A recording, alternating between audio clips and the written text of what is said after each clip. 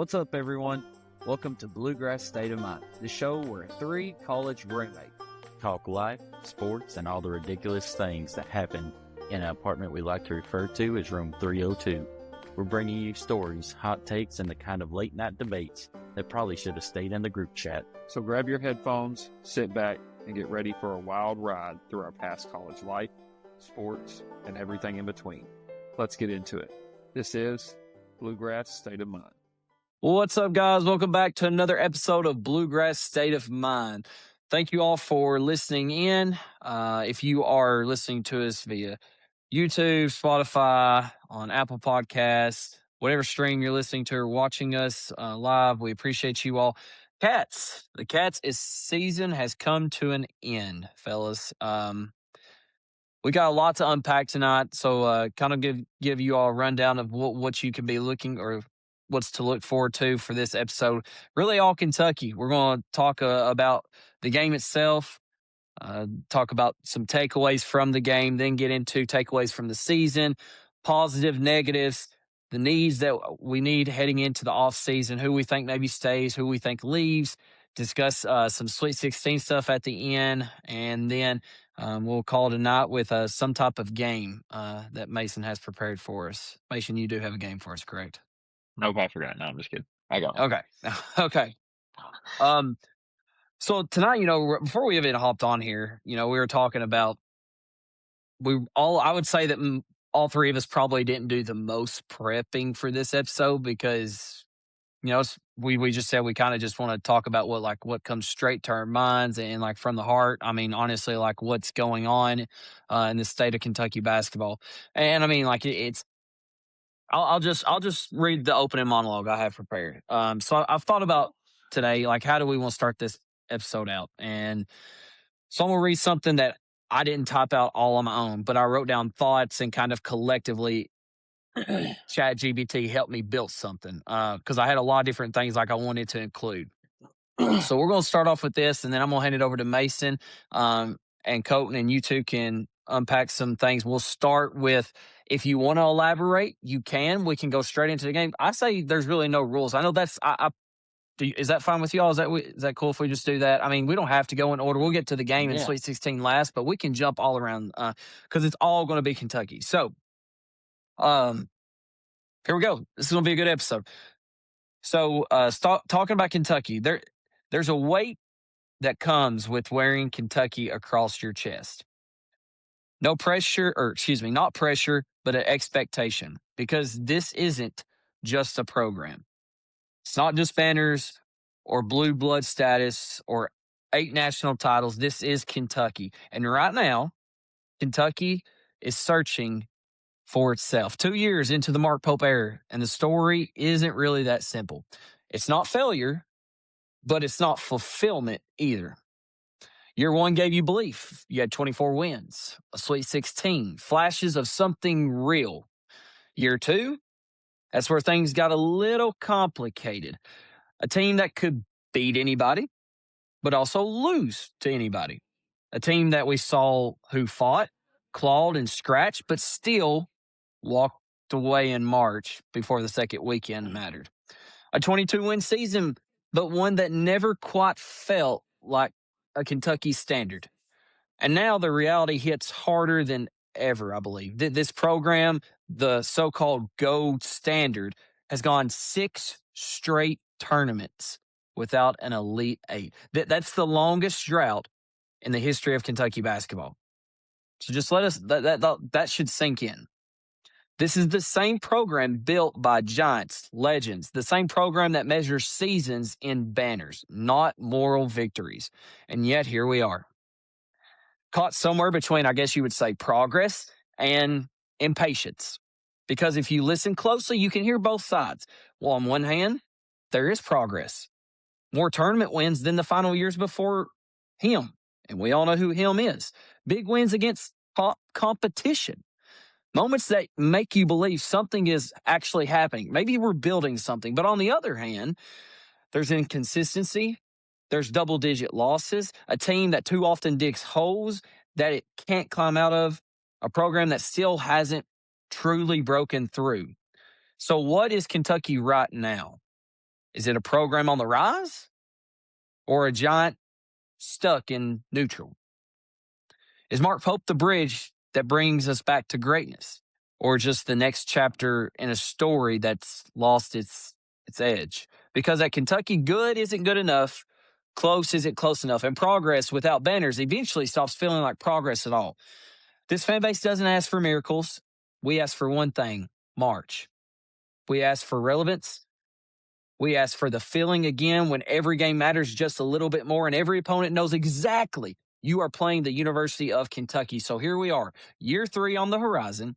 The excuses are gone. The foundation has been set. Now comes the question that defines everything. Will we and are we ever going to be back to the Kentucky standard? Or do we even know what that means anymore? So, fellas, as we sit here and we unpack and we think about all that, and I know it's a lot, and I was trying to make it like intense because I mean, like, we're not going to sit here and cry and we're not going to get our feelings, obviously, but we live in Kentucky. And when you think of Kentucky, Colton, what do you want your future kids to be one day? You want to be Kentucky fans, right? I mean, I would assume. Hayes, right now, my 3-year-old, Mason, Beckett, and Brees, and Tripp, like, we are teaching them CATS, cats. We're having them watch Kentucky basketball. Like Hayes said the other day, I looked at Claire and I was like, that's one of the most like proud moments I've had. Like, it was silly, but he said, I want to watch Kentucky basketball with you today. And I'm like, awesome.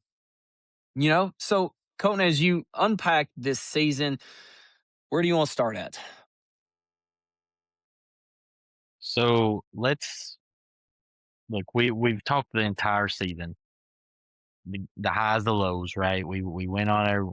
We started out terrible. We got crushed by Michigan State, Gonzaga. For the most part, crushed by Louisville. We made it a little closer than that game was. So you lost a round. Then you win the game against St. John's. You look really good. You go on like you win 7 out of 8, but you have a loss at home to Missouri where you're leading most of the game, and you have a blowout at Alabama, and then you have a random loss at home to Georgia, and then the next thing you know, you have another loss in the NCAA tournament by about almost 30, and in the end, it was a roller coaster of emotions. But what I found myself at the end of the season was, man, like to me, this is the norm now, or this was the norm with this team. Like, and I don't know which feeling is worse. Was it worse to have a team full of studs be eliminated in the first round, like we did with Reed Shepherd and Dillingham? Or is it worse to have a team win one tournament game, but ultimately continue to get blown out at some point in the NCAA tournament because we simply just aren't good enough? And I think that is a total fair assessment. That's not jumping to conclusions. I think that is absolutely fair to everybody to ask that question. Yeah, I mean, and that's where I'm at. I don't know which feeling is worse, right? I don't know if building up hope and having a greater disappointment because expectations are higher is a worse feeling, or having this feeling of, what did I expect, right? Did I really expect anything less out of the team that we had saw the whole year? Be crushed multiple times? I mean, what am I? So, like, it's almost sad to either be like, do I really want to be really disappointed because I got my hopes up, or do I really just want to not care because my hopes never got up? Mason, I think Colton says something really important there, and he keeps using the word getting our hopes up and kind of taking it into the Iowa State game and all these other games. Is it fair to say, not for everybody, but I know for us, most of the games that we at one point thought, well, we really don't have a chance. There's still some hope, I feel like, that we obviously convince ourselves of. And the reason why I bring that up, and maybe I'm wrong, maybe I'm completely off on that, but I think of the Santa Clara game where we got on our live feed and we talked about, this could be a moment. This could spark this team. And I really think we all thought, like, hey, especially knowing that Iowa State was down their best player, like, here's an opportunity. Here's some hope that Colton is talking about. And as we do, and I think you should convince yourself sometimes that, hey, it's not, I know Colton has always said this, it's not as bad as it seems. It may not be as good as it seems, but it's also not as bad as it seems. So looking at that, did we jump to a conclusion, or is that in your mindset, like, is that okay for us to do heading into an Iowa State game as we start to unpack this game a little bit? Did we jump the gun, or was it fair for us to give ourselves a little bit of hope? Hopefully BBN, like, give our players some hope. Yeah, no, I mean, I don't think we jumped the gun because, like you said, you never know what you're going to get with this team. And if you look at the first 10 minutes of the game, we can obviously beat that team. I mean, obviously, we came out and jumped on them. We were up 12, and the whole momentum shifts. So, I mean, and I think that's where I'm at. Like, it's a weird feeling right now as a Kentucky fan, right? Because, like, we're not used to this. Maybe some older fans have been through this before. We don't really remember, like, the Billy G era. We were young, don't have a whole lot of memory of that. Like, our first era was the Cal era, right? And now you're sitting here, and it's like every year, I mean, as critical as I was of Cal, it was like every year you kind of had this feeling like, okay, well, we're going to have some guys next year. We might have a chance. And now at this point, where we're at, where this program's at, what we've done the last 2 years, and yes, it has gotten better, but still, we haven't had the success that we want as Kentucky fans. So, like, my whole feeling right now is like I don't really know how to feel, right? Like, I'm excited for Kentucky basketball to start back up, and I'm excited to see what they're going to do next year. But at the same time, is there going to be another up and down year where we're just kind of middle of the pack in teams and win a few good games, lose some games pretty bigly? I don't know. I don't know that I've ever felt like this as a Kentucky fan before, and it's kind of a hard spot to be. And we can get into this here in a minute, and I'll just say this, and then I'll turn it over to one of y'all. But I texted y'all after the Iowa State game, and I was very, very frustrated, and my emotions have calmed down a little bit. But I have probably been more positive and more optimistic on Pope than both of y'all and probably most people. And I do think that Pope can coach. I just don't think he's built for this job here at Kentucky.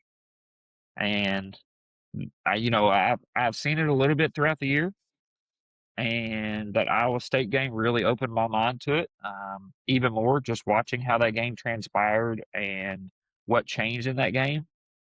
And so, yeah, I'm still all in, right? Like, I want Pope to do the best. I'll be all in again next year. I hope he turns it around and proves me wrong.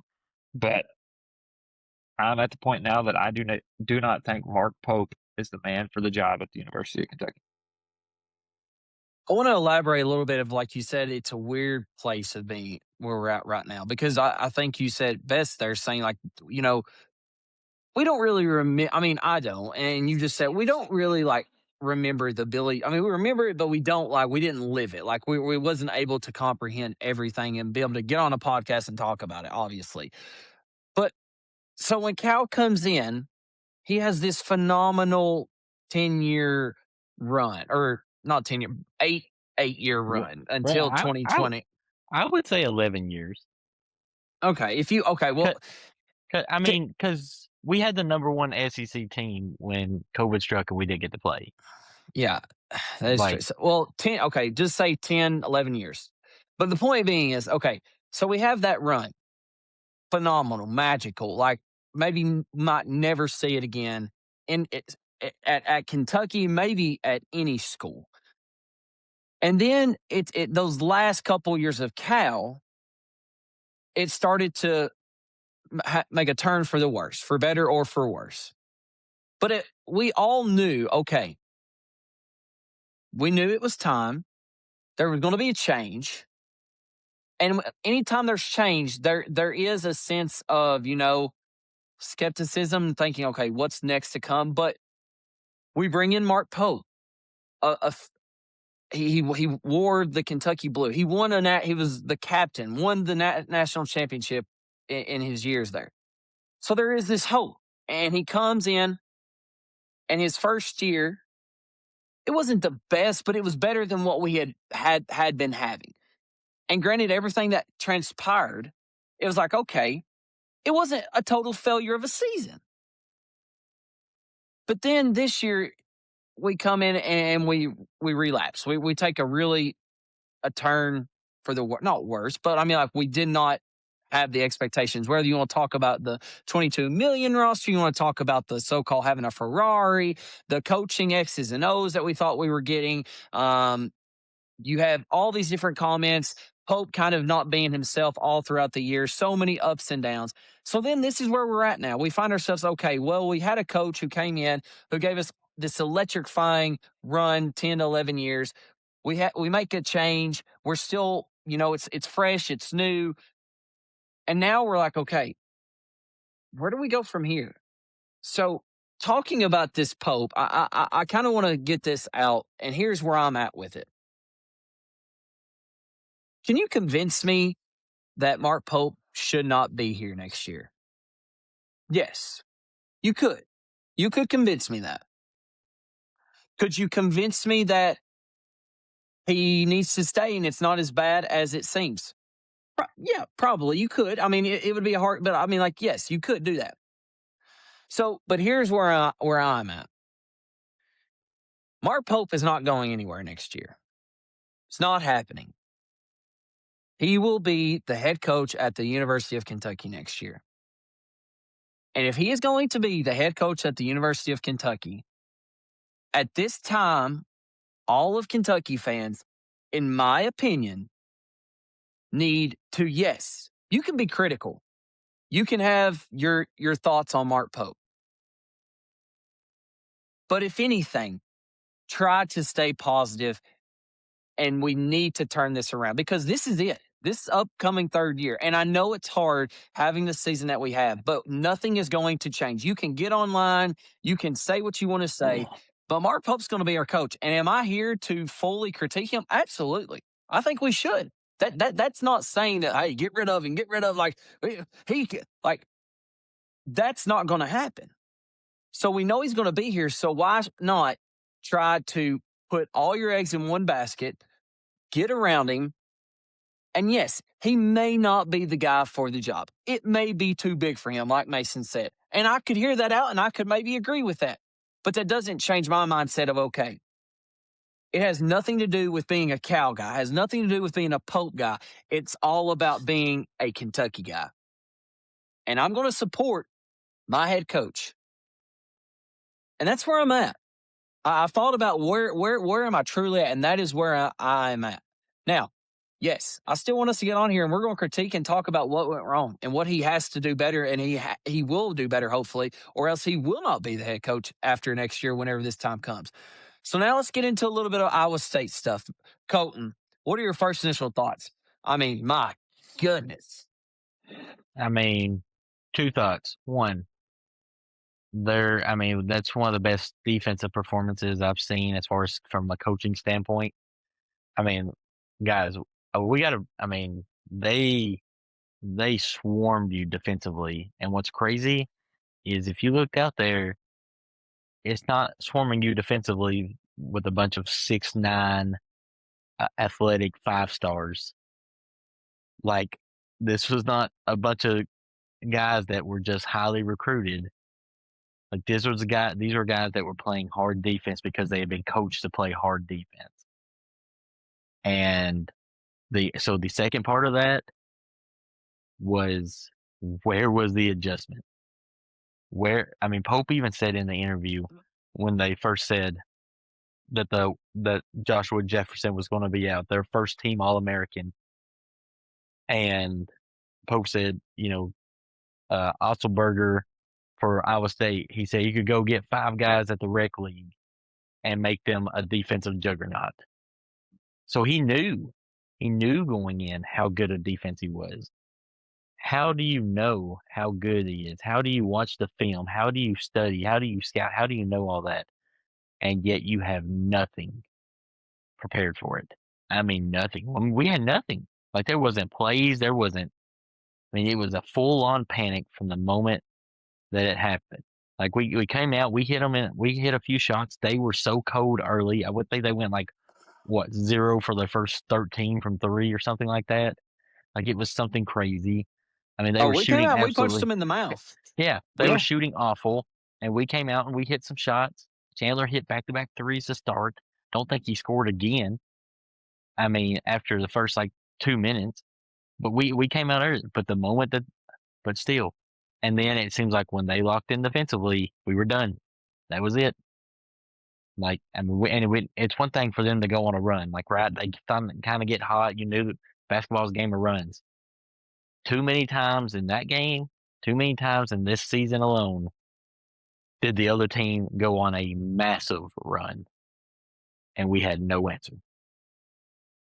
Well, Mason, I think something too, talking about the defense, I mean, that's going to be that was the hot topic of the game, because you look and there was a big difference between the way they were playing defense and the way we were playing defense. And I honestly think that played a role into how the refs were calling the game. They were in your grill, up and touching, fouling, where if you want to call it that, whatever you want to. But what they done is they put the pressure on the refs. They never made it seem like it was different. Like there was any opportunity. Was there any space given between them and Kentucky when we crossed half court? And by doing so, what that done is it changed how the referees was looking at calling fouls, in my opinion, because they were so up in your grill every single possession. It was kind of to the point for the referees, like, what's a foul and what's not a foul right here? Like, I don't know if they're fouling or they're not. They're playing it every single possession. And then it was the opposite of us, is that whenever we decided to get up in their grill, which wasn't often, but when we did, that was completely different than what we would do on other possessions. So then I was like, oh, that's clearly a foul. We're up in their grill every so now and then. But I think that is fully a mentality, and it comes from the coach, like Colton said. And it was all about effort. And I thought our defense looked pretty good the first 10 minutes. But then it was kind of – go ahead.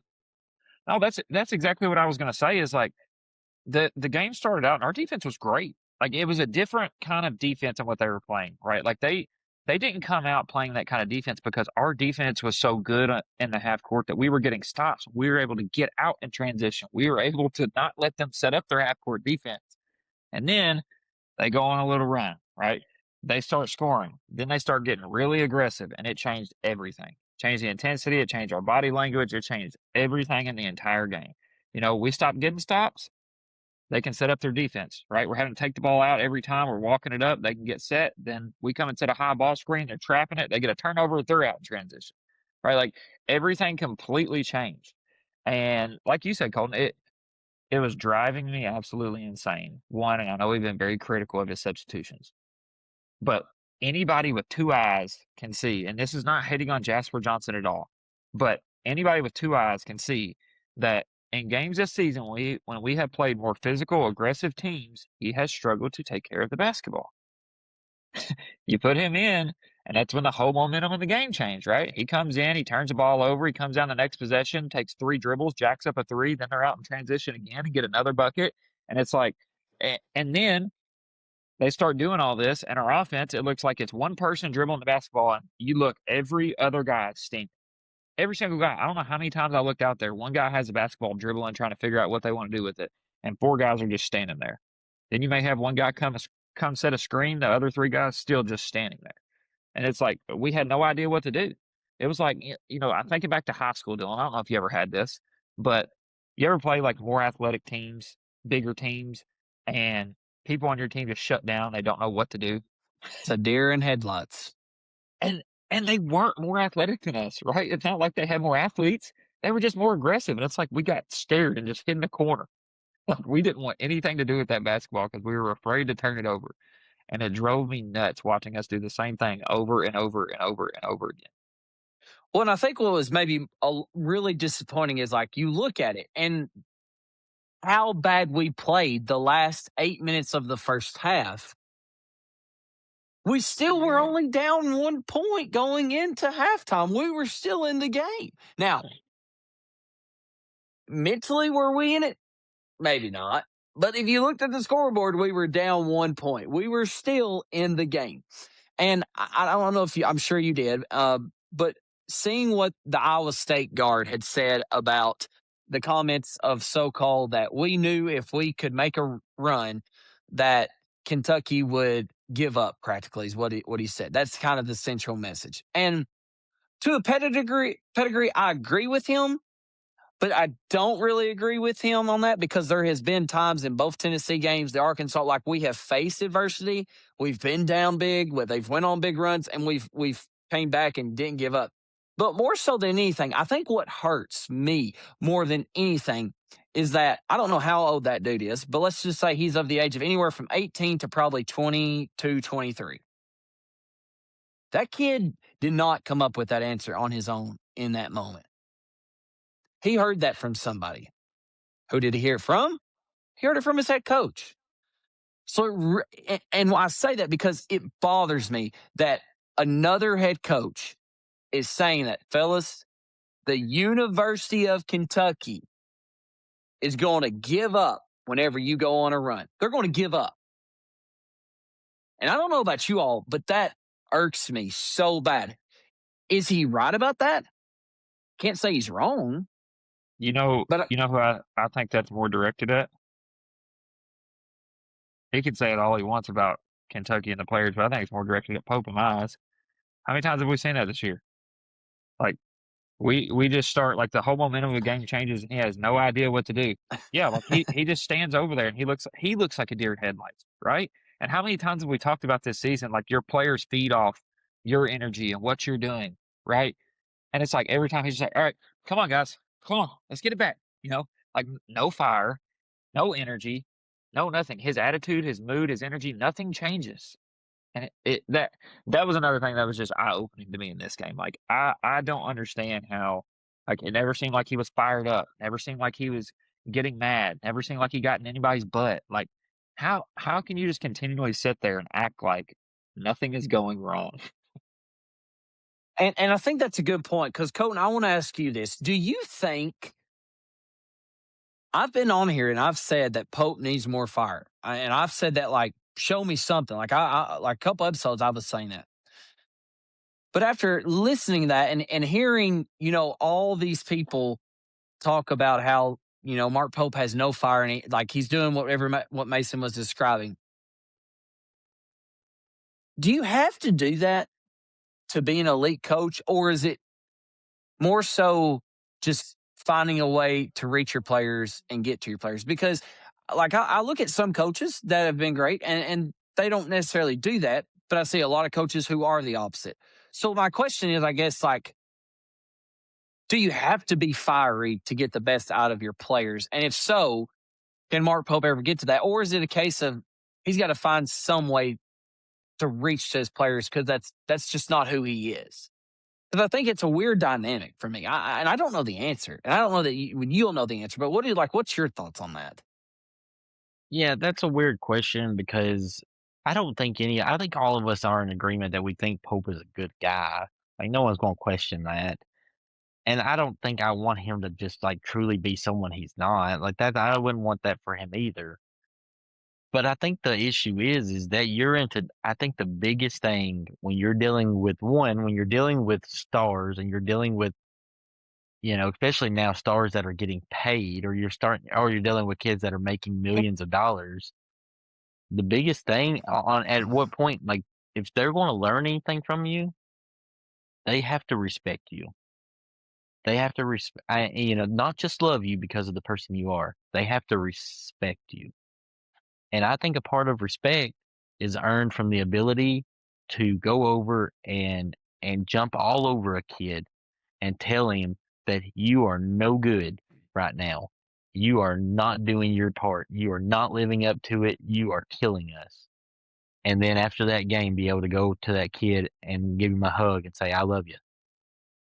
And if you watch all the top coaches, Cal jumps all over kids, jerks them out the moment that he does. But every one of his players talks about how he loves. Watch it. Tom Izzo, I mean, goes crazy on those guys.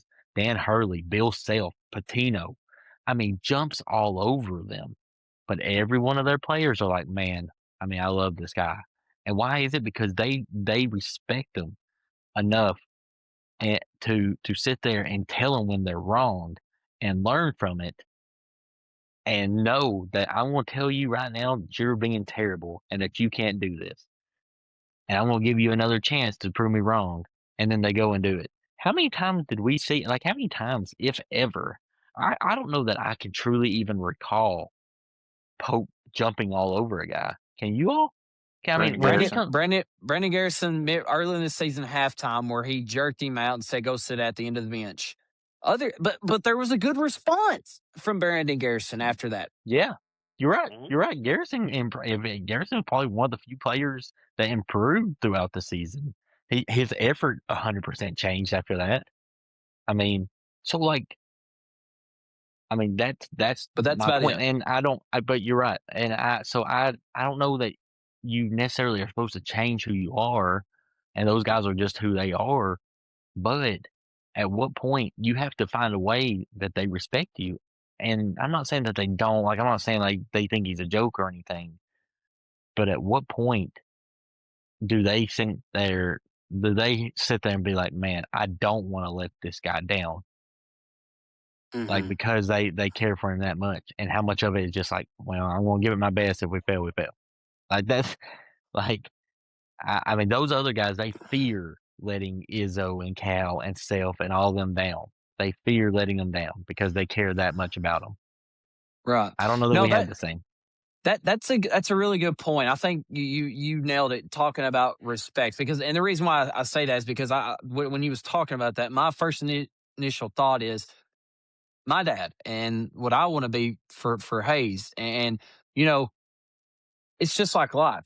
How many times have your fathers you've let them down, and whether it be every dad's probably different. Some are more your I guess, more verbally saying you've let me down. Some are not. But at the end of the day, it came down to what Colton was talking about, that respect. Like as soon as I let my dad down, and I hope Hayes and I can see that now, and I'm sure Mason, you've seen that in Beckett and somewhat Brees as he's getting older. But like there's that level of respect that we all have or should have for your parents. And when you let them down, whether it be a loud thing where they're getting all over you or they're not, ultimately, you know that you had that level of respect and you've let them down. And I agree with you 100% that, does Mark Pope truly have that respect from his players? Because he's not going to be loud about it. So he's got to find a way to put that respect in his players. Mason, I just don't think it's worth our time talking about the whole Iowa State game anymore. I think it's done with. I don't really want to go over the stats. We talked about some of the things. I just don't see any point to that because now the book is flipped. It's a new chapter. Our season's done. We got to start looking ahead now. What can we? What did we?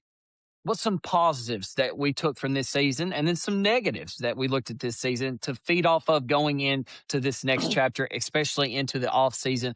And then we'll get into what we need to do in the off season. But let's first tackle some positives and negatives. You can give me one of each or one, and we'll go around however you want, whatever you want. I mean, positive wise, I know it's kind of hard to sit back and look at this season and think, what was a real positive? Because it was such a roller coaster of a season, right? It feels like, we dip down, we come back up, and then we go back to the same stuff, and then we come back up. But I think one thing, and we just talked about it, right? Like getting a respect out of your players. And I don't know that Pope has that all the time. But to be able to keep these players engaged and keep them fighting for the season and showing the effort that they did for the most part, there were games where it looked like they didn't have it, but the way this season started out, I will give Pope credit for being able to keep this team together, not just folding over and crumbling. Right? I think that says something, especially with everything that happened with injuries and some of the blowouts we had early in the season, the way Big Blue Nation. I mean, they got booed off the floor in Nashville. Booed that off was the a. floor. And, they You bounced both were back. there. We were. We were. Yeah. We were booing. Yeah. We Yep. were I we was were booing. part of it. That was good.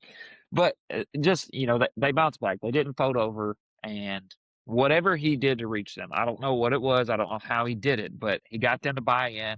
He got them to realize, like, hey, this is our team now, right? Like, we're not going to have these guys. This is our team. We have to find a way to win with this team. So I think that's a positive. As far as negatives go, I've already talked a little bit about, I don't think that Pope is the guy for Kentucky, and talked a little bit about that, right? We've touched on it a little bit tonight. We've talked about some of his substitution patterns, and just to play a little devil's advocate into that, right? Like I got to thinking after the game, okay, like you sit here and think about Pope's substitution patterns, but just thinking about this Iowa State game specifically, right? If we have Jalen Lowe, and I'm not saying this game is on Jasper Johnson at all, but if we have a true point guard in this game to help Aberdeen, does that make a difference in the turnover? Does that make a difference in the game? Right? So one of my things with substitutions, but then it keeps coming back in my mind, like he truly has not had a fully healthy roster yet. So that is a negative on Pope. And another negative is have no roster for next season. We have no recruits. Right? Like We had Braden Hawthorne. maybe. I mean, he said he was coming back. Is he really Yeah. going to? You know how many times we've heard that in the past 2 years? Like guys are coming Very here and true. then they don't.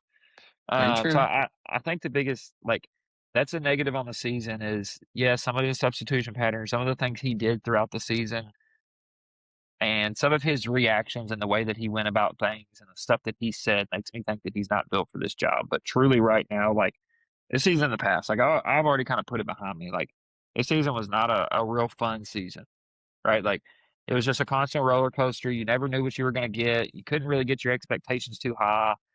You didn't really expect a whole lot in the tournament. We wanted to make a good run, but in honesty, after that shot, we probably thought it could have happened. But honestly, before the tournament started, nobody thought we were going to make an Elite Eight or a Final Four, right? Like you hoped we did, but nobody truly thought that.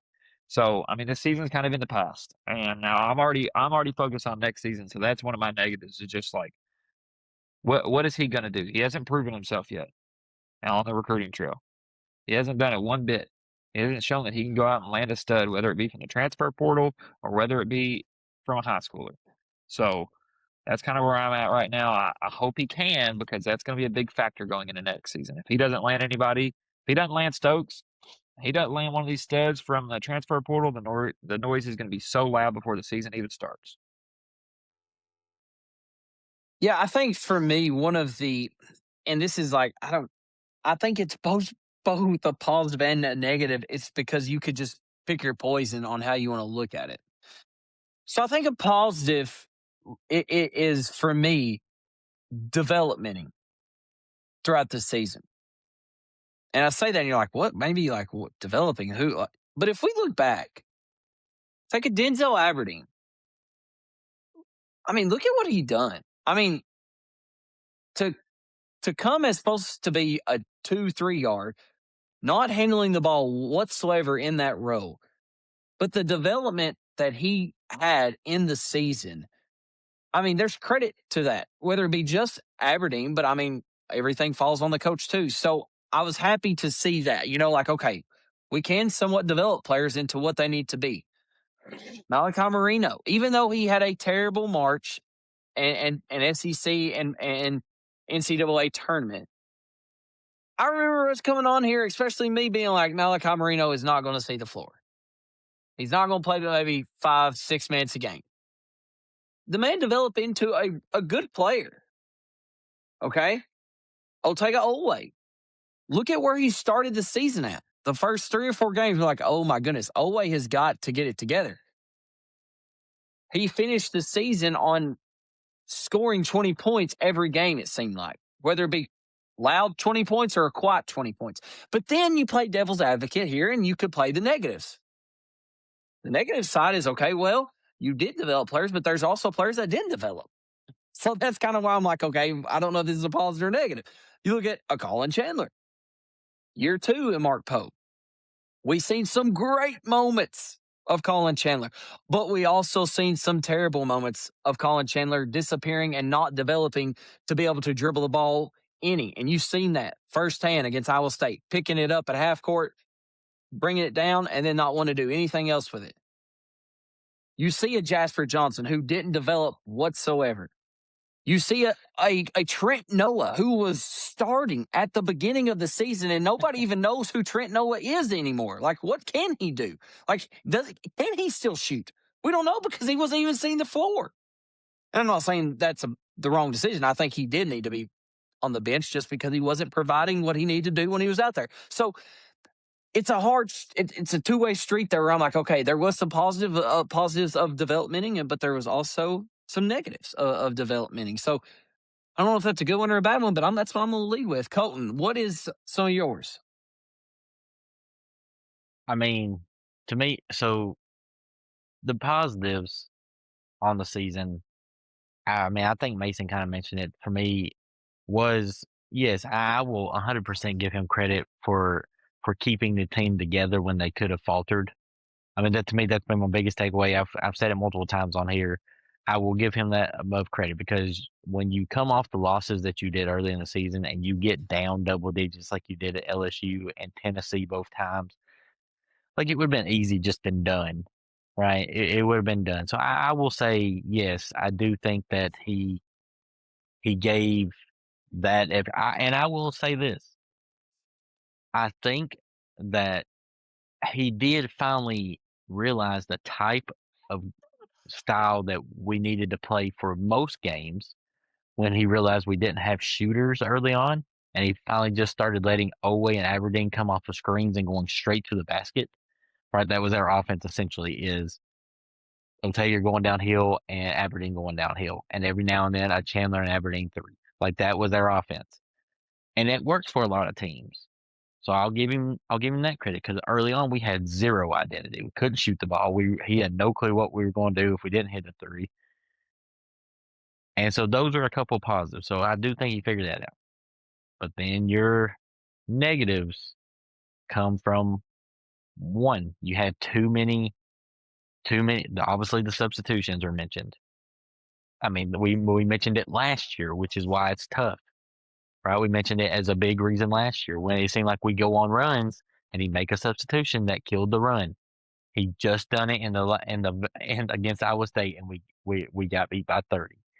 So I mean, he obviously at the end of the second year he was still doing it, and so I mean that's a big one. And two, I to me, I think he's lost his way about who he is and what he's truly standing for. And the reason I say that is because the comments he made, what I sent you all earlier, tells me that he is no longer just focused on banners and championships. I think he said something about he knows that they fell short of their goal. But for your first interview right after getting beat by 30, if your first interview is to try to justify your first 2 years as a Sweet 16 and a round of 32 loss, both of those being by like absolutely getting killed in those two games, as yay or hey, yeah, we're progressing. No, like you are not. You've lost your way as far as what you came here saying that you knew what the standard was.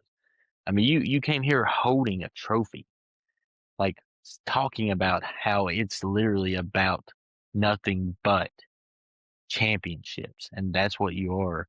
And then you want to try to claim that we're progressing because we won 3 SEC tournament games in 2 years compared to only 1 in the last 4 years. The moment you start, that's the same way.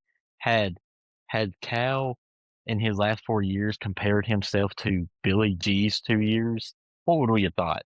And that's essentially what Pope did in his interview today, was trying to compare himself to Cal's first or last 4 years. How about trying to compare yourself to Calipari's first 11 years? Cal needed to compare himself to Patino's, not to Patino's first 3 or 4 years when we were on probation, but Cal's job is to compare himself to Patino's the 3 or 4 years we were dominant, right? Same thing for Tubby's years, right? The moment you start comparing yourself to a person at their lowest, you're looking for a way out. And that's not what you need at the University of Kentucky. You want someone that wants the challenge. Don't sit there and preach that you want all the smoke and then comp your way out of it by trying to make excuses for what we just watched yesterday.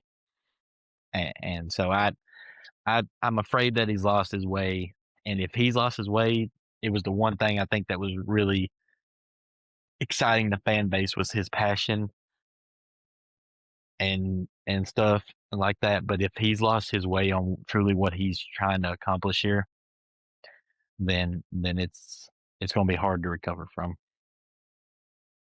So looking at where we go next, obviously our time in the 25-26 season is done. But now we flip the script to the 26-27 regular season, and it started today. I mean, if you want to say it started the moment we lost, you can, but I mean, today was the first new day. So going into the off season for the 26-27 calendar year for the University of Kentucky basketball, what are some of the biggest needs that we need to tackle in this off season? And I mean, I think the first thing we are thinking here is like, we need some recruits. You got to get some people. So going into that, let's kind of get into who we think is going to stay and who is going to leave before we get into anything else other than recruits on the off-season stuff. Mason, I don't think we all need to sit here and go and give our thoughts fully 100%, but give me where are your thoughts with, and we can agree or disagree as you go through here. Who do you think is coming back? I mean, at this point, I honestly don't know. I mean, like, I think a lot of this depends.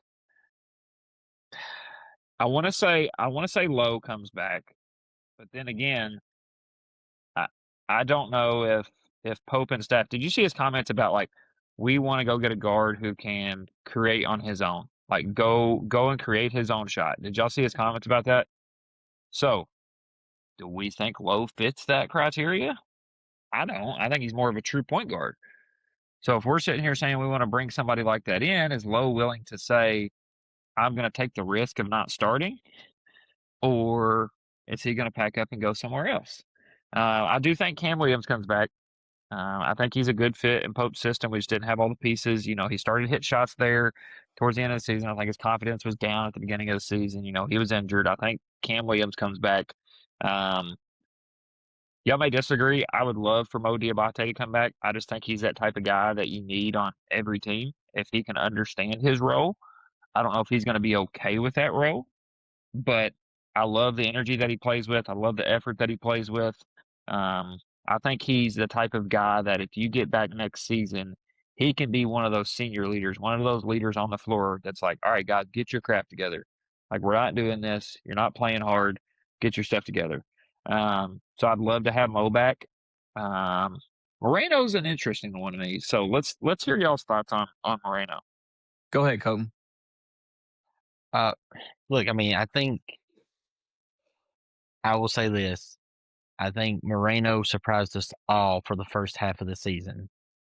I think Moreno got exposed a little bit when he started facing some big men. Obviously, we talked about the physicality, and his hands were not good enough. We get a text from Colton every game. I mean, every guy, and I thought and then you start seeing other people tweet about it. So, like, it was being recognized. Like, I mean, he lost so many easy putbacks. He couldn't catch, like, it seemed like when he was about to grab the rebound, like, it just slipped off of his hands. He couldn't grab it. Now, whether or not it was injury or whatever else, but to me, I want Moreno back because he's one that when you point out, he's a freshman, but when you point out a few things, look, he's got to get better footwork. All right, he's got to get quicker agility. If you could actually give Moreno Garrison's agility, Moreno is a very, very good big. He's got to become more aggressive minded. I think that he's built aggressive, but I think he doesn't have the mentality that's like, this ball is mine and no one's getting it. Like you're not doing it, right? I think there are a few things that he can develop at, and for that reason, I would want Moreno back, and I think he will because I think the NBA and everyone else would tell him the same thing. Yeah, I I think agree he's too 100% on one-dimensional. that. Looking at Jasper Johnson, I think he's gone.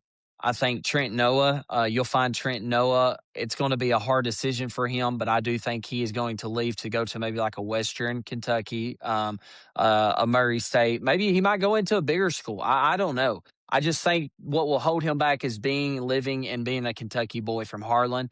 That's where that's going to be. But whenever the money is presented in front of him, I think he's gone. Yelovich is interesting to me. I can't sit here confidently and say I want him back, but I also can't here say in confidence that I don't want him back because there were spurts that like he looked really good, but I'm just curious what a year two Yelovich would look like. Yeah, Um, and then also you look at Brandon Garrison. Brandon Garrison, oh man, at the beginning of the season, I would have been like, no, I don't want him back. But then I have found myself towards the end of the season be like, okay, like as a starter, no, I don't want him as a starter. I don't want him back as a starter. But playing that role that he played the entire second half of the season, I just don't know that you're going to find anybody better for coming off the bench in that role. I don't. Now that's the thing though, is that if he's Is he presented with okay? money to be a starter, then yeah, I mean, I could see him leaving. I think it's a very interesting dynamic. What I want to do though, because this episode is going to go a little bit longer, but let's kind of get into something else here. I want to hear your two thoughts on this. We've talked about this before about finding a dude. I think that when we talk about if you want to get any excitement in this fan base, you got to go out and you got to find an absolute dog and not a dog that's going to be physical. He can be physical if he wants, but I'm talking about a straight up bucket getter. We have got to get that.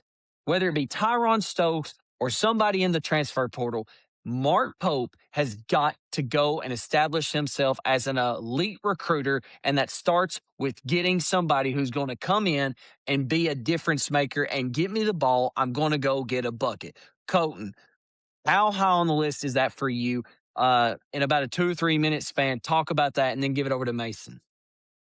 yeah. I mean, it's high on my list because the one thing that's killed, I think, the one thing now that a lot of the fans recognize at the end of this season that I've kind of recognized for both of the two seasons is that they're missing the talent that we had during the Cal era, right? Like when you're watching that floor, you're like, man, where's our guys? Like we were, I mean, you're looking at a team that you're like, damn, we're not good enough. We cannot say that, right? Like we should not be able to say that at the University of Kentucky that we just are simply not good enough. So that's high. You have to go get them.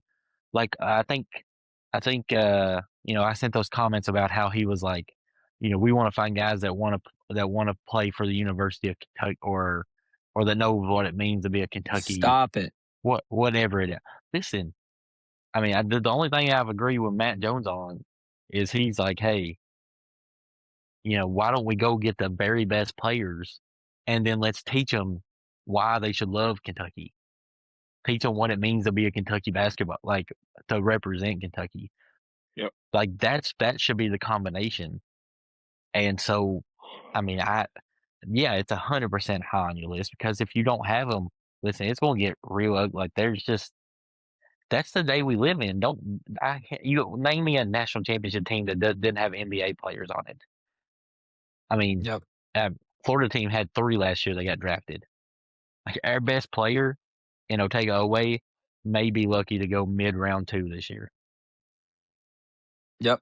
No, there's truth to it. Mason, where you at with the getting a killer? Number one priority. And I think this goes into, you talked about like looking into next season, what I think needs to be done. 1, we got to hit a home run with the AD. 2, we got to get a GM. Right. I think those two can solve some of these issues that we have seen Pope struggle with. Right. Because I think we can all agree that's Pope's a great guy, but he doesn't have that swagger about him to go in there and close the deal. Right. Like I just feel like he doesn't have that. And I think a GM, obviously we got to find an AD, but I think a GM can help solve that. And I think may also help keep Pope on the right path of, okay, listen, you don't have to pay 10 guys. You don't have to go 10 deep, right? Let's focus on your top 7 to 8, and then we can have a couple other pieces, for spot minutes here and there if you need them.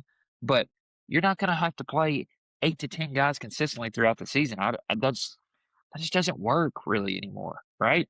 So I think that's a huge priority. And, a couple of names, obviously Stokes, right? I think everybody wants Stokes. But if this Stanford guard enters the portal, I want that dude. Oh, Corey, give me that, man. If we can land both of them, man, my excitement's through the roof. We get both of them because they're both bucket getters. Two different type of bucket getters, too. Well, and you talk about so there it is. That's number one priority is ultimately recruiting. So let's give one more thing about collectively what we think has to be done. And I think Colton has already somewhat, I think, pieced it together and mentioned it.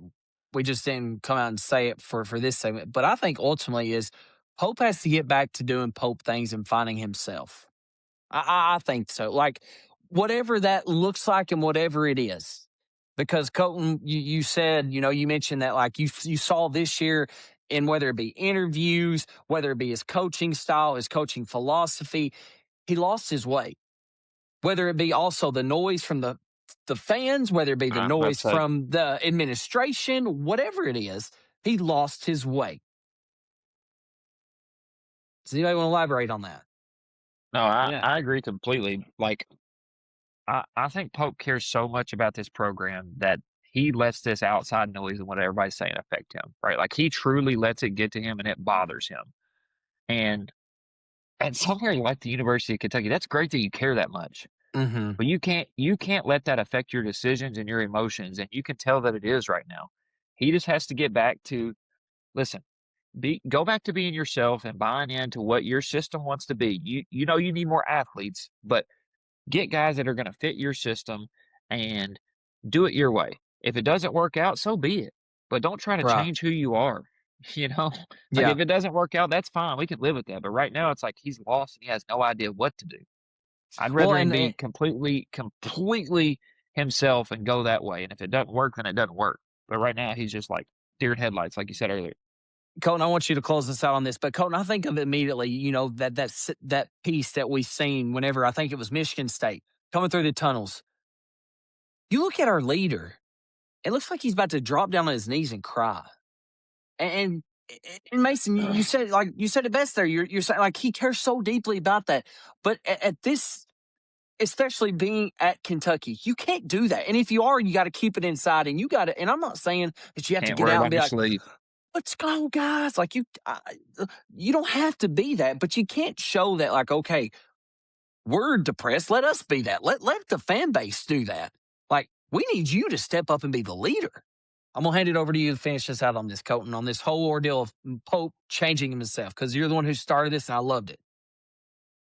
Yeah. So, thing is, you came in with the mindset of the Patinos and your own championship run as a player and the history of the program and the expectations. And that's what you were at. And what I heard in those interviews today was someone that is still is haunting himself by Cal's shadow, right? And you, the only one that can control that is yourself by winning games. Go and win. Create your own style. Cal had his own style. He didn't play Tubby Smith style. He didn't play Rick Pitino style. Cal's style was, I'm going to get the best of the best in here. I'm going to get an elite point guard, and I'm going to let him take over, and he's going to control the game. Right? If I have an elite point guard in here, he can do it. That's Cal's style, the dribble drive. He was like, I'm going to rely on the dribble drive, and my athletes are going to be better than your athletes. That's his style. Whatever Pope's style is, he has to be that. He has to You own it. can't sit. He has to own it. You cannot sit there and be stuck in the shadow of Cal or whoever because you're the one that controls that own destiny.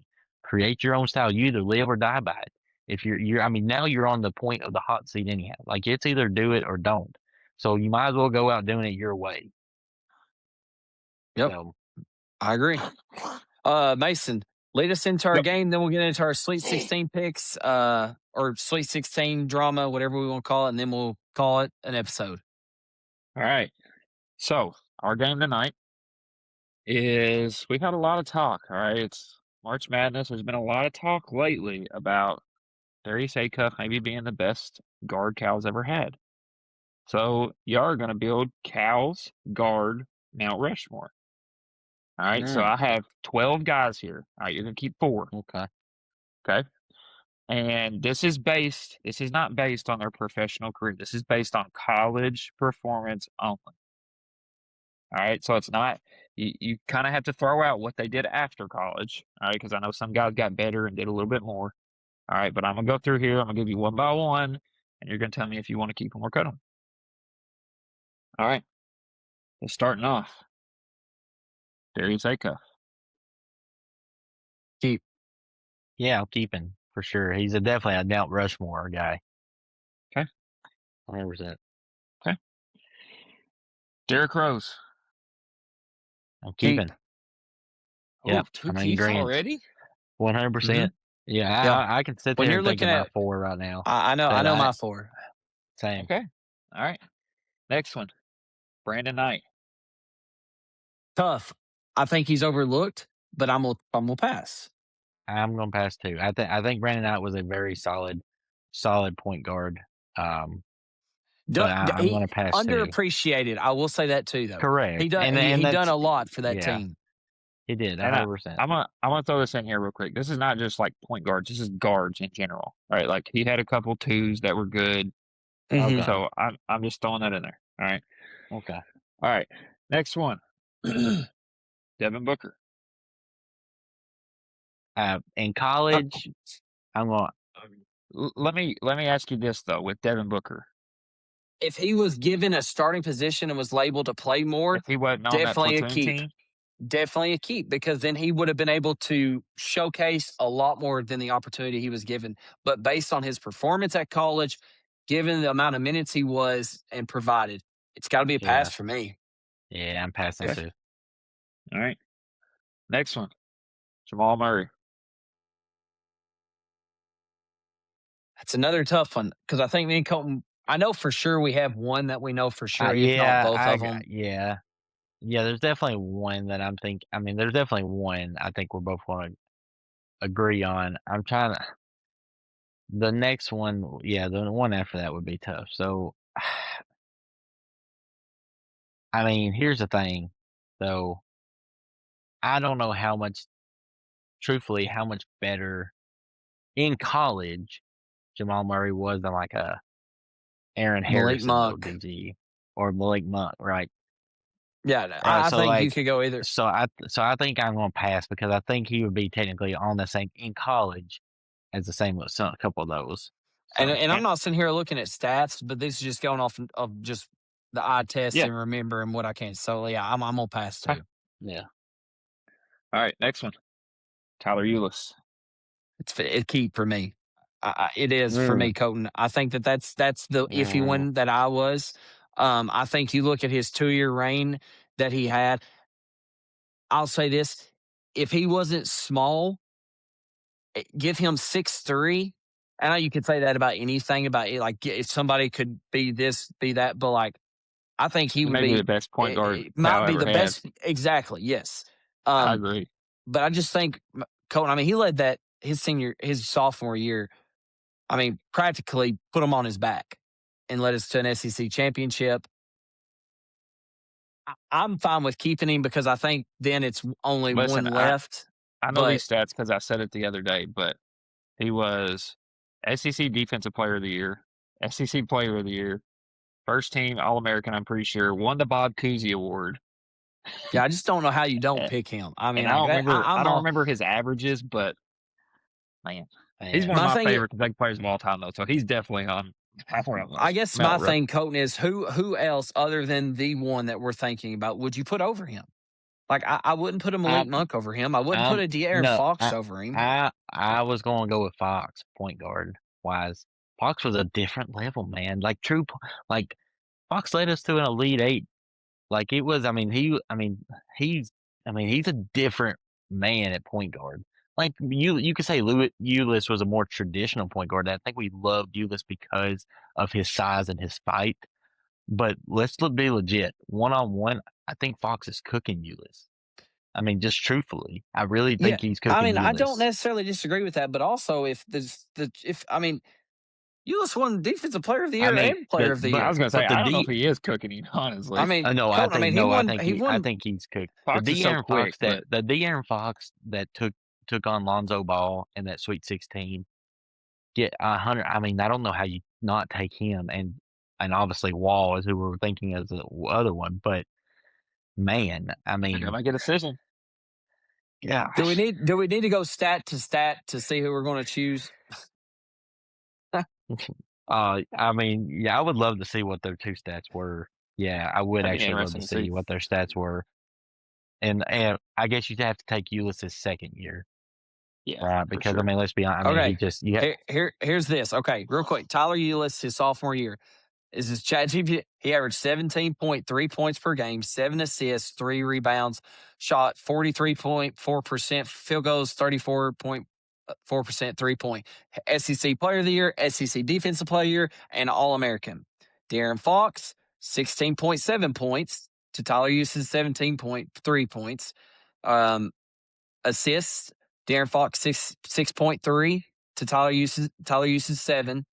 4 rebounds a game, De'Aaron Fox to Tyler Use's 3, and shot 25% from 3 point land to 34% by Tyler Ulis, 43% field goals for Tyler Ulis to Fox's 47. Didn't win Player of the Year or Defensive Player of the Year or an All American. I think we got to go Tyler Ulis. I mean, I'll go with Tyler Ulis, but I also will argue that Fox had Monk and Bam on his team, and outside of Murray, like the rest of that team was not good, which is why they got bounced in the second round.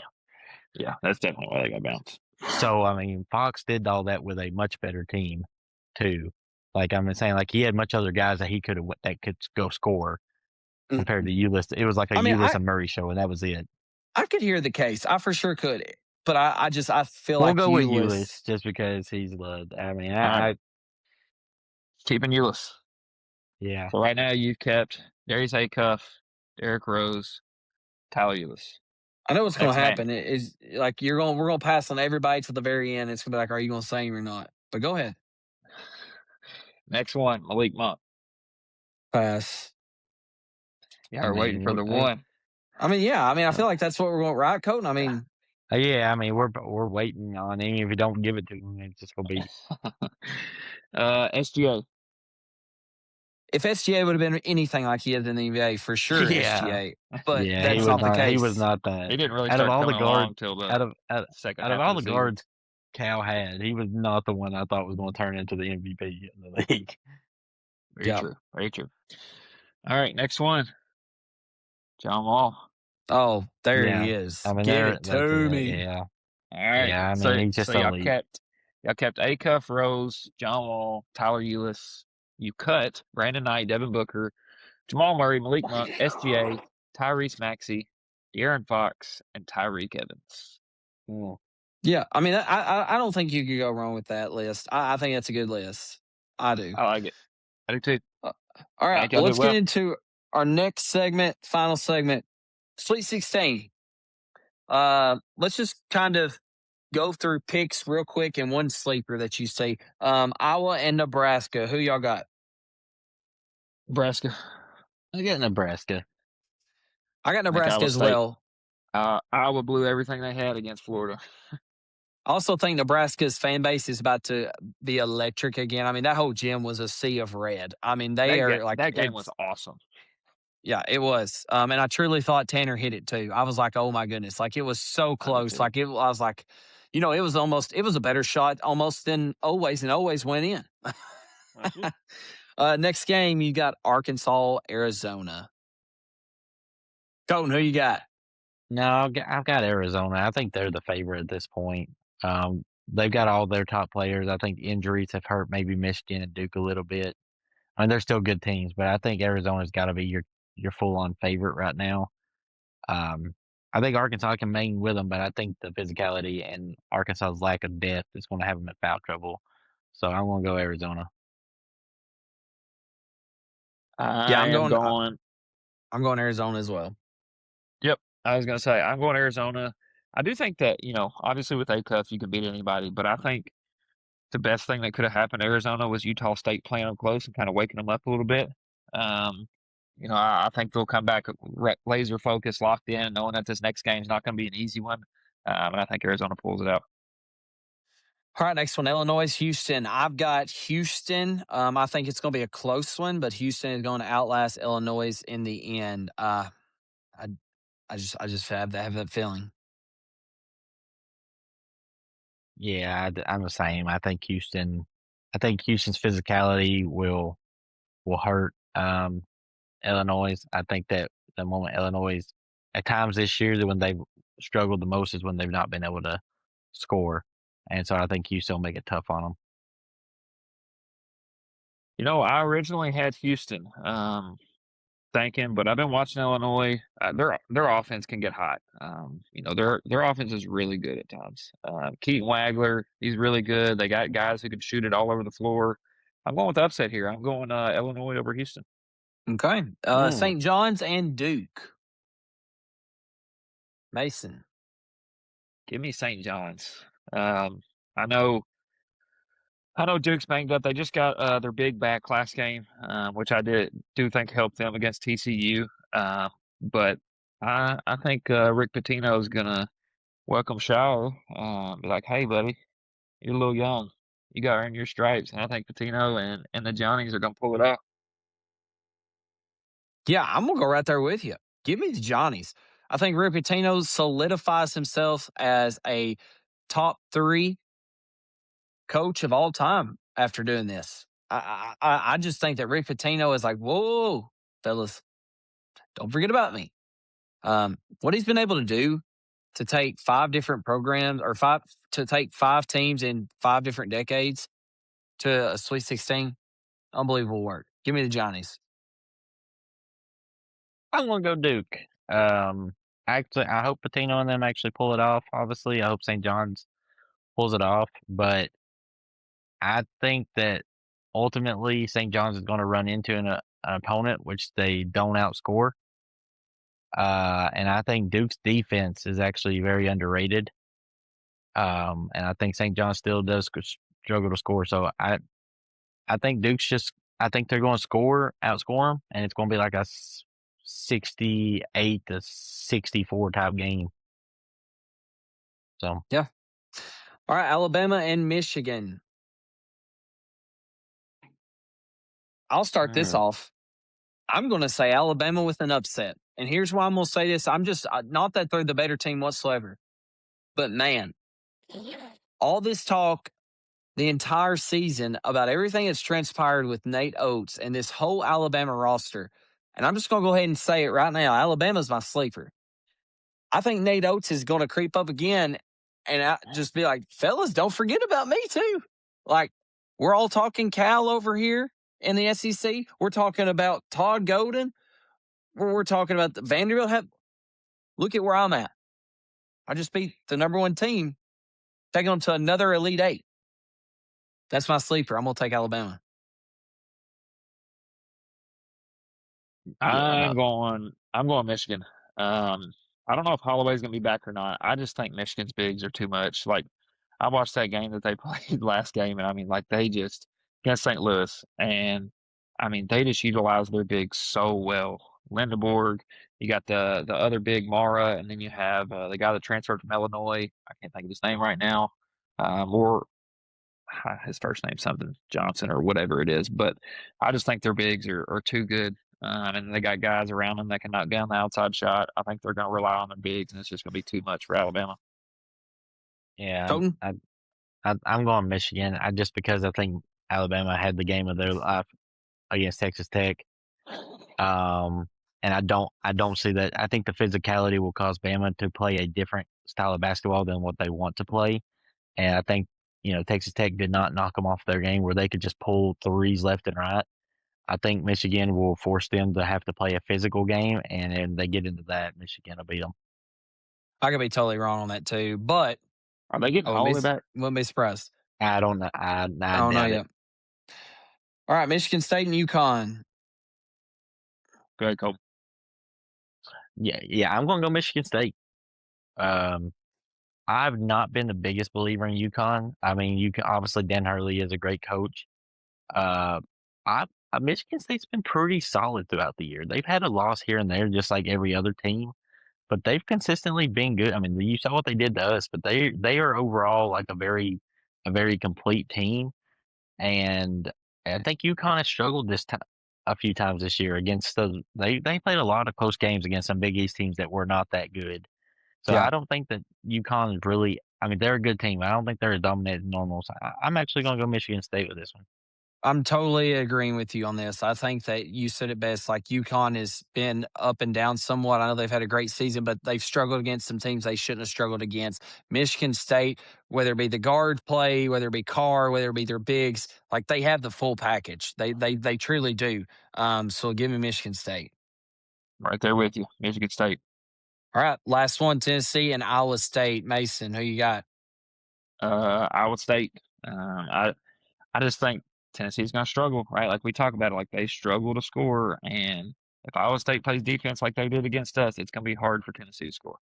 Yeah, I'm gonna go Iowa State too as well. After seeing the defense that they played, they've got a little bit of energy. They've got a flow going. They're not going to shoot the ball as bad as they did against us. They're going to shoot it actually a lot better, even though they shot it better in the second half collectively. First and second half put together, they'll shoot it better. Defense is going to be too much for them. So give me Iowa State. Yeah, I'm in agreement with all that. I think it's the same thing you all said. Defense just going to hurt. It's going to be a low scoring game because Tennessee's defense is also good. They will hold Iowa State some, but I think that Iowa State ultimately has more firepower spread out than what Especially if Tennessee does. Jefferson's So back. yeah, especially if Jefferson's back, they're just going to have more than what Tennessee has. Yeah. You forgot one more game. All right. Who? Texas Purdue. Oh, yeah, that was the first one. Ooh, that's my sleeper. Okay, is that your sleeper? Right now, okay. Texas is my sleeper. I just like, you've seen this in years past, but like one of those playing teams gets hot. I feel NC like State. Texas is. Yeah, I feel like Texas is playing really good basketball right now. I haven't trusted Purdue all season long. I just think that they're hit or miss. I don't think their defense is good enough, and I think that Sean Miller's a heck of a coach. And I think that Texas has the dudes. They got 3 dudes who can go score it whenever they want. They got a big down low that can control the paint. I'm going with Texas as my sleeper and an upset over Purdue. Colton, who's your sleeper? Who you got picking on that game too? yeah, no, I think because there's a week in between or a week whatever, a 4 or 5 day stretch, I think their Cinderella run's going to come to an end. I do. I just think that Texas. I think like Kaufman and some of the other guys, the big guy for Purdue, I think they'll manage Fokatitis or whatever his name is for Texas in there enough, and the guards will be able to just outscore their guards. Like I just think they got a little bit more firepower. I'm gonna go with Purdue. Yeah, I'm gonna go Purdue as well on this one. I can see it, but I'm gonna go Purdue. All right, we're coming up on an hour 18. It's been a long episode just because of everything that we've unpacked. Mason Colton, I've already kind of gave where my mindset is at the state of Kentucky basketball. I do want to give you both an opportunity, a minute apiece to kind of give your closing thoughts about this new chapter moving ahead. We'll start with Colton. Yeah, so to me, the way I'm going to try to approach this next season is it's all or nothing, right? We were here essentially. It feels like we're in somewhat of the Billy G era without the kind of scandals and maybe it's a little better than the Billy G era, but Tubby was a very successful coach here, and for 10 years, and he kind of just lost it in the end. Billy G came in. A lot of people didn't want Tubby to be fired. A lot of people were ready to move on to Tubby. Billy G came in, and everyone was like missing Tubby, or why did we do this? So Pope has a chance to either change the narrative and become the guy based on a successful year, or I think it is a full-on restart for the University of Kentucky with the hopes that the next guy is the guy that brings us brings the fan base back together, kind of like Cal did, and we take off with a new era of basketball. So it's either make or break this year, and so we might as well ride it with the hope that it's the make part. All right, Mason, close us out. No, I agree with everything Colton said. I'm kind of obviously I wanted us to win, but I'm kind of happy the season's over because next year it's make or break for him, right? Either we get back to what we're supposed to be and what we were, or we get another new face and who tries to reset it. And I think if that is the case, I think it's a lot better this go around because, we kind of tried that. It was going to be hard to follow in Cal's footsteps. I think this next coach, we have to make the right hire, but I don't think he will have nearly as much pressure on him, and it's going to be a lot easier to right the ship. So I'm excited for next season. I really hope, that Pope lands a couple of studs that we can get back to watching, a couple of studs play in a Kentucky uniform. And I think Trigg said it, but like Stokes, he could kind of have that John Wall and DeMarcus Cousins effect, right? Like bring the excitement back to the fan base. Get one of those guys in here and bring some excitement back, and maybe make a little run. But it's do or die next year for him. So either way, we got something to look forward to. Yep. Well, that concludes the second full season of Bluegrass State of Mind covering Kentucky basketball and football. We appreciate you all tuning in. And as always, go Cats. Go Cats. Cats. That's a wrap for this episode of Bluegrass State of Mind. If you enjoyed the show, make sure to hit that like button and subscribe so you never miss an episode. Also, be on the lookout for our social media pages and be sure to follow them. We've got plenty more stories, insights, and conversations coming your way. And if you really loved it, make sure to share it with a friend. From the hills to the hollers, thanks for tuning in. Until next time, keep that Kentucky spirit strong.